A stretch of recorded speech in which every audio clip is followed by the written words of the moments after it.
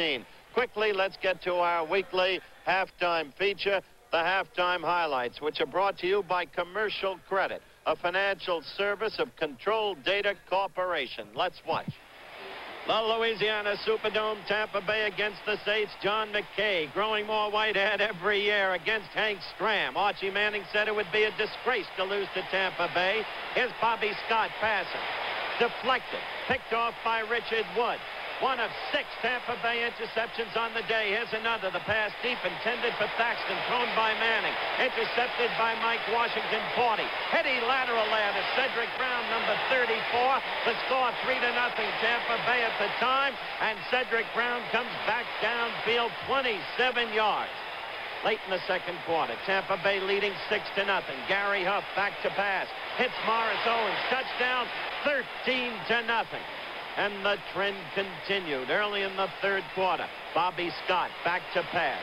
Intercepted by Mike Washington again, number 40.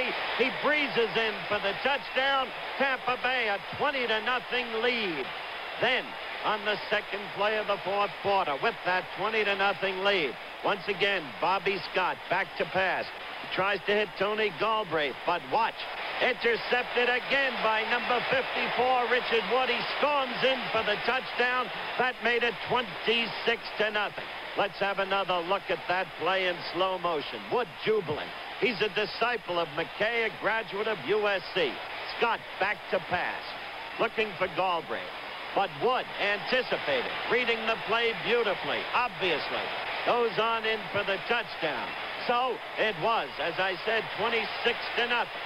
Then, late in the fourth quarter, with Tampa Bay leading 26-7, Archie Manning was back in. If he said it was a disgrace to lose to Tampa Bay, he was part of it. He passes in the end zone, blocked by Glenn Robinson.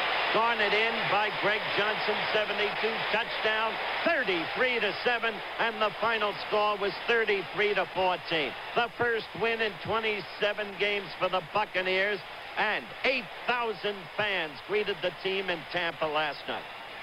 Willie Lanier and Jim Lynn, 63 and 51. Their announced retirement caused them to be honored at Arrowhead Stadium. But then against Seattle in a wild game, the score 7-7.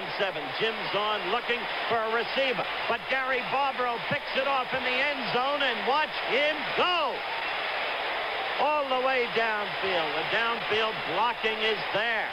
And it's 102 yards for a touchdown that ties an NFL record. So that made it 14-7 Kansas City. But as I said, a wild game, 10 turnovers, 5 by each team. Midway in the second quarter, Kansas City leading 21-20. Jim's on right there to Sherman Smith. Touchdown. Seattle goes ahead 27-21. Zorn's 15th touchdown pass of the year. What an explosive game. This footage designed to show you exactly that. Tony Adams in now for Kansas City. Hits Larry Brunson. He's the fourth-year man from Colorado, number 83. And he moves on downfield for a 63-yard gain. And in the long run, it was trouble for Kansas City. Late in the second quarter, Seattle leading 27-21. Mike Livingston pass intercepted by Dave Brown. Returned 27 yards. Touchdown. That made it 34-21 Seattle at halftime. They held on to win 34-31. A little girl comes home to a house that will shelter her through the years. Give her warmth. Give her comfort and safety. A house that will continue to give, so that when she's grown, her dreams can become a reality. Thank you, Professor. You can use the money you put into your home with a second mortgage loan from Commercial Credit. For a college education, for the important things, Commercial Credit finds ways to help. It was an unbelievably bitter cold day in Soldier Field, Chicago. Wind chill factor -7 degrees, but not too cold for the Bears. Midway first quarter, score 0-0. Avellini to number 89, James Scott, 11-yard play, touchdown. The Bears took a 7-0 lead. Midway in the second quarter, it was 7-3. Pitch out, Avellini to Walter Payton. You know about number 34. Look at him burst through that gaping hole. This play good for 26 yards. The very next play, 1 yard and a touchdown for Payton. He had another great day, 163 yards in all. So it was 14-3 and then 14-10. And then this. Again, Walter Payton. 7 yards. Touchdown. His 14th of the year. That ties Gale Sayers' team record. And so the Bears beat the Pack 21-10 and kept their playoff hopes alive as Saturday's Minnesota-Detroit game becomes crucial. Schaefer Stadium was also freezing place, an ice box. Couldn't feel your hands, except if you were New England in the first quarter. Ahead 7-0. This. Sam Bam Cunningham over the top. Touchdown. The Patriots with a quick 14-0 lead. As the half ran out, Miami scored on a premium field goal, 14-3. In the second half, a totally different game. Miami kept its poise, its defense tightened, and then in the top of the fourth quarter, they got back into the game with this pass from Greasy to Nat Moore. That made it 14-10. Shula worried, but proud of his team always. They had held together. Now, 4th and 12 on the New England 18-yard line late in the fourth quarter. The pass intended for Big Boo Bulash, just over his outstretched hands, and so New England won a big one, 14-10 over Miami, creating a three-way tie in the AFC East.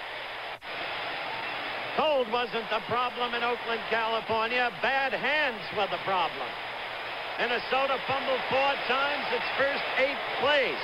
Right there, McClanahan fumbled, 60 Otis Sistrunk recovered. Here, watch Chuck Foreman. He will fumble, and 52, Floyd Rice will recover ultimately right there. And then Tommy Kramer, the quarterback from Rice, fumbles. Willie Hall picks it off, 2 yards in, touchdown. By then it was Oakland 21-0 over Minnesota, all in the first quarter. Early in the second quarter, with that score still standing, watch this. Mark Van Eegen, 30, fumbles. Nate Wright picks up the ball, goes right. Good downfield blocking, 27 yards, touchdown, 21-7. But Oakland was doing to Minnesota what they did at the very start of this year in the Super Bowl. And here, late in the third quarter, Stabler launches one deep to Cliff Branch. Touchdown, 28-7. They moved it up to 35-7. It was a breeze. With just a minute 30 in the game remaining, Tommy Kramer finally hits Sammy White. Touchdown, 35-13, the final score. But if Minnesota beats Detroit this Saturday night, right here on ABC, you'll see it, Minnesota will still be in the playoffs.